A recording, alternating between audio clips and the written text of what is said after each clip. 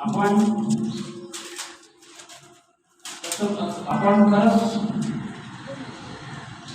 सौभाग्य आहे की आपण स्वतंत्र भारतात जन्माला आलेलो आहोत। परंतु ज्या क्रांतिकारकांनी देशवासियांनी भारताला स्वातंत्र्य मिळवून देण्यासाठी जो त्याग केला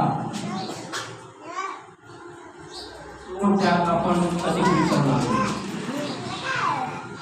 15 ऑगस्ट 1947 ला देश स्वतंत्र झाला, पण त्यानंतर या देशाचा राज्यकारभार सुरळीत चालावा यासाठी एक घटना, राज्य घटना आवश्यक होती आणि म्हणून त्या काळच्या आपल्या नेत्यांनी डॉक्टर बाबासाहेब आंबेडकर यांना घटना समितीचे अध्यक्ष केलं आणि डॉक्टर बाबासाहेबांच्या अध्यक्षतेखाली भारताची राज्यघटना तयार झाली।